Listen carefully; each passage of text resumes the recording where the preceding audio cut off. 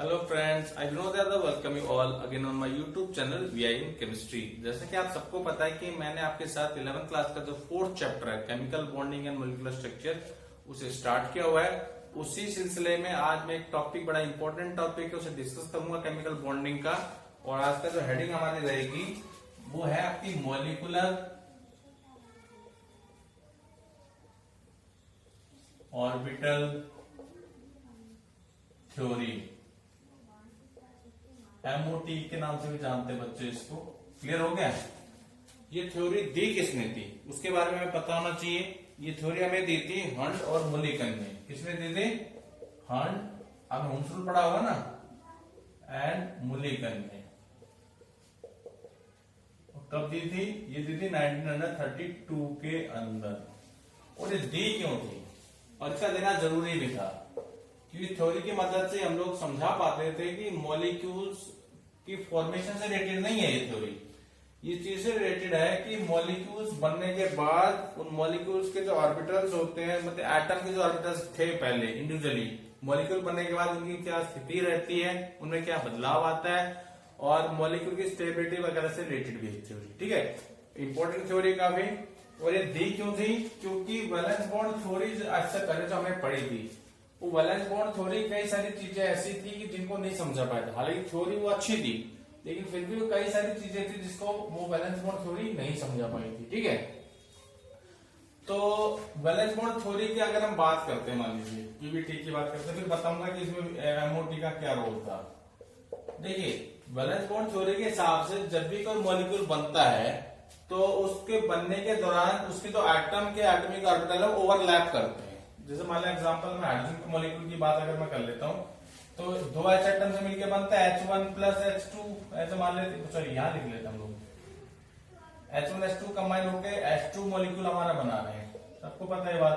ठीक है, तो बीपीटी ने कहा था कि भाई 1S1 इसका इलेक्ट्रॉन इसके पास है और 1S इसका एक इलेक्ट्रॉन इसके पास है। एक आपका ये और इलेक्ट्रॉन है क्लॉकवाइज, एक एंटी क्लॉकवाइज है। ये 1S ये 1S दूसरे का। तो इस थ्योरी ने कहा था कि दोनों ऑर्बिटल ओवरलैप करते हैं। दोनों ऑर्बिटल क्या करते हैं? ओवरलैप कर जाते हैं। और दो इलेक्ट्रॉन यहाँ पे आपके आगे, ये भी 1S है, ये भी 1S है। बीपीटी ने कहा था कि मॉलिक्यूल के बनने के बाद भी मॉलिक्यूल के अंदर एटम के एटॉमिक ऑर्बिटल की आइडेंटिटी को कोई खतरा नहीं है और एटॉमिक ऑर्बिटल ऐसे कैसे रहते हैं। इसके उलट जो एमओटी आई, इन्होंने एक नई फंडा सामने रखा लोगों के, और ये सक्सेसफुल भी है। ठीक है, इन्होंने ये कहा था कि जब, इसी का एग्जांपल ले लेते हैं हाइड्रोजन का ही, इन्होंने ये कहा था कि भाई दो एटॉमिक ऑर्बिटल जब आपस में कंबाइन होंगे, दो एटॉमिक ऑर्बिटल जब आपस में कंबाइन होंगे तो दो नए ऑर्बिटल बनेंगे। एक की एनर्जी इनसे ज्यादा होगी, एक की एनर्जी इनसे कम होगी। क्लियर हो गया? और ये जो ऑर्बिटल, जो दो नए ऑर्बिटल आपके सामने है, इनको इन्होंने नाम दिया, दिया नोन एज मॉलिक्यूलर ऑर्बिटल्स।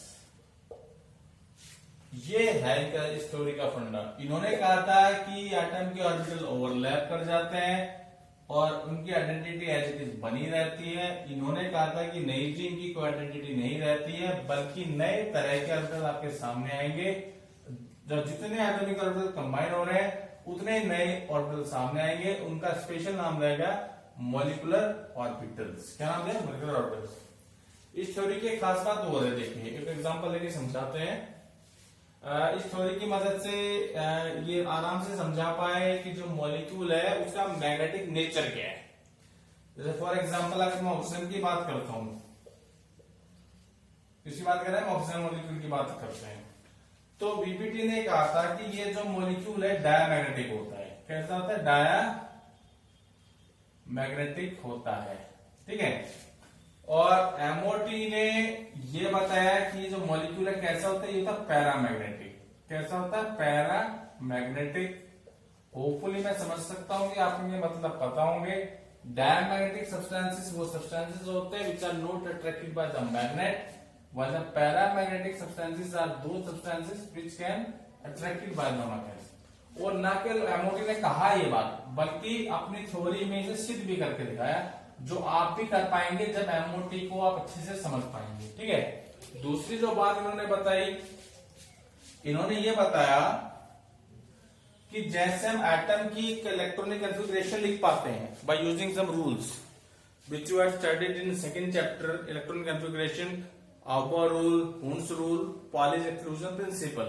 तो इन्होंने कहा था कि इन रूल्स का हिसाब अगर मॉलिक्यूल के पास मॉलिक्यूलर ऑर्बिटल्स हैं तो इलेक्ट्रॉन्स भी होंगे ऑब्वियसली, पर जितने इलेक्ट्रॉन इनके पास है उतने इलेक्ट्रॉन इनके पास भी हैं, तो लोग फील कर सकते हैं बाय यूजिंग दोज रूल्स।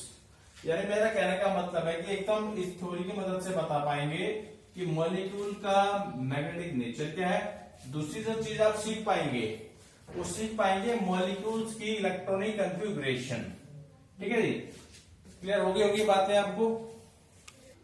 तो ये तो था introduction to the molecular orbital theory, और अब हम मॉलिक्यूलर ऑर्बिटल थ्योरी के एक एक पॉइंट में डिस्कस करूंगा आपके साथ। तो उसके लिए मुझे पहले सब पॉइंट लिखने पड़ेंगे, उसके बाद मैं एक एक करके सारे आपके साथ डिस्कस करूंगा, आगे अप्लाई करेंगे। क्लियर हो गया। तो ये कुछ पॉइंट्स हैं एमओटी के, एक एक पॉइंट को डिस्कस करेंगे और कुछ पॉइंट्स को आगे चलकर डिटेल में डिस्कशन करने वाले। ठीक है जी। तो देखिए पहला पॉइंट क्या कहता है। पहला पॉइंट ये कहता है कि मॉलिक्यूल्स के अंदर इलेक्ट्रॉन्स, पहले इलेक्ट्रॉन्स थे एटम्स के अंदर, अब मॉलिक्यूल बनने के बाद जो इलेक्ट्रॉन्स गए वो किसके पास गए, वो गए मॉलिक्यूल्स के पास। तो इलेक्ट्रॉन कहाँ प्रेजेंट है, वो मॉलिक्यूल्स के अंदर बनने वाले नए जो ऑर्बिटल्स हैं उनके पास है। उन ऑर्बिटल्स का नाम क्या है, मॉलिक्यूलर ऑर्बिटल्स। पहले इलेक्ट्रॉन कहाँ थे, एटॉमिक ऑर्बिटल्स में थे। अब मॉलिक्यूल जब बन गया तो इलेक्ट्रॉन कहाँ आ गए, मॉलिक्यूलर ऑर्बिटल्स के अंदर। क्लियर हो गया। दूसरा, ये मॉलिक्यूलर ऑर्बिटल बने किससे, ये बने हैं by the combination of atomic orbitals, by the combination of atomic orbitals. वही मैंने लिखा था एक point, molecular orbitals are formed by combination of atomic orbitals. ठीक है। दूसरा, मॉलिक्यूलर ऑर्बिटल जो बन गए उनकी सारी कैरेक्टरिस्टिक टोटली अलग हैं अगर हम एटॉमिक ऑर्बिटल्स के मुकाबले देखेंगे, और आगे चलकर आप देखेंगे भी। ठीक है। तो जो थर्ड पॉइंट मैंने लिखा है, जो मॉलिक्यूलर ऑर्बिटल्स होते हैं they are not associated with any particular atom, मतलब एटम के नहीं है वो कंबाइन होने के बाद नए बने, इसलिए उनका नाम है मॉलिक्यूलर ऑर्बिटल्स। ठीक है। चौथा पॉइंट काफी इंपॉर्टेंट है, इसके बाद जो पॉइंट आएगा चौथे पॉइंट से रिलेटेड रहेगा आपको। ठीक है। देखिए ये कह रहा है कि कितने ऑर्बिटल्स बने हैं। इंट्रोडक्शन में जैसे मैंने हाइड्रोजन का केस लिया था आपके साथ। ठीक है। तो हाइड्रोजन का भाई 1s था, आपका ध्यान हो आपको, मान लो ये 1s और ये दूसरा 1s दूसरे एटम का। तो मैंने ऐसे कुछ बनाया था, आपको याद हो, एक नीचे और एक ऊपर। नीचे का मतलब क्या है, ये जो मॉलिक्यूलर ऑर्बिटल है इसकी एनर्जी इन दोनों से कम है, और ये जो मॉलिक्यूलर ऑर्बिटल है इसकी एनर्जी इन दोनों से ज्यादा है। ये भी 1s है, ये भी 1s है, लेकिन इसके बाद बताऊंगा मैं आपको, इनकी जो डेजिग्नेशन है वो अलग अलग रहेंगी। क्या रहेंगी, अलग अलग। तो अलग अलग क्या रहेंगे, मैं ये थोड़ा सा बता देता हूं आपको। देखो मैंने यहां लिखा है, the number of molecular orbitals formed is equal to the number of atomic orbitals undergoing combination. जैसे दो एटॉमिक ऑर्बिटल कंबाइन हो रहे हैं तो दो ही नए क्या बने, मॉलिक्यूलर ऑर्बिटल। अब फिर मैंने एक बात और कही आपसे कि एक मॉलिक्यूलर ऑर्बिटल जो होता है उसकी एनर्जी इन दोनों से कम रहती है और एक की एनर्जी ज्यादा रहती है। तो जिसकी एनर्जी कम रहती है ना उसे हम कहते हैं bonding molecular orbital, bonding molecular orbital. और जिसकी एनर्जी ज्यादा रहती है उसे हम कहते हैं एंटी बॉन्डिंग मॉलिक्यूलर ऑर्बिटल। ठीक है। अब क्योंकि देखो यहाँ पे 1s कंबाइन हो रहा है, और SS जब कंबाइन होते हैं तो बॉन्ड कैसे बनता है, सिग्मा बॉन्ड बनते हैं। तो यहाँ बॉन्डिंग मॉलिक्यूलर ऑर्बिटल का है, यहाँ सिग्मा 1s लगा दो, सिग्मा बॉन्डिंग के लिए कोई निशान लगाना, सिग्मा लिख के 1s। ऐसे 2s होता तो सिग्मा 2s, 3s होता तो सिग्मा 3s। अब ऐसी जो एंटी बॉन्डिंग है उसका साइन होता है सिग्मा ही लिख के, वो आपको स्टार बनाना होता है। This is the definition of this anti bonding molecular orbital. ठीक है। और लास्ट पॉइंट ये कहता है कि जो मॉलिक्यूलर ऑर्बिटल की जब फीलिंग करेंगे इलेक्ट्रॉनिक कॉन्फ़िगरेशन, जैसे मैंने कहा था कि इस टॉपिक का जो मेन मकसद है वो मेन मकसद ये है 11th class point of view से कि आप लोगों को सीखना है हाउ टू फिल इलेक्ट्रॉन्स, या better you can say how to do electronic configuration in a molecule. ठीक है। तो इलेक्ट्रॉन्स को जो फीलिंग है वो प्रोसीजर वही है जो एटम के केस में था। You have to follow these rules, Aufbau's rule, Hund's rule and Pauli's exclusion principle। अब मैं अगले इसी टॉपिक का जो सब टॉपिक है उसमें आपको सिखाऊंगा कि ये कैसे कंबाइन होते हैं, वही 1s से 1s या 2s से 2s या pz से pz, s से s या pz से pz या px से px या py से py कैसे आपके कंबाइन होकर के इस तरह से आपके अलग अलग मॉलिक्यूलर ऑर्बिटल बनाने वाले हैं। क्लियर हो गया होगा आपको यहां तक। तो आज का जो मेरा लेक्चर था ये केवल मॉलिक्यूलर ऑर्बिटल थ्योरी का एक तरह से इंट्रोडक्शन था। यहाँ पे मैंने एक तरह से मॉलिक्यूलर ऑर्बिटल थ्योरी को वैलेंस बॉन्ड थ्योरी से डिफरेंशिएट किया है और क्यों इसकी जरूरत पड़ी वो सब आपको बताया और जो इंपॉर्टेंट इसके पॉइंट्स थे वो समझा दिए आपको।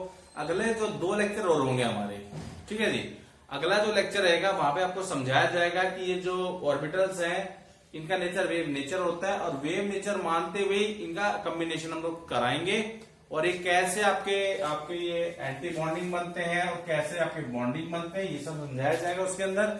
और साथ में जो डेजिग्नेशन है ये जो पता है आपको बॉन्डिंग एंटी बॉन्डिंग वगैरह अगले लेक्चर में सबसे रिलेटेड होगा। ठीक है जी, तो अगर आपको लेक्चर अच्छा लगा हो इसे लाइक कीजिएगा, शेयर कीजिएगा and please subscribe my channel. Thank you very much.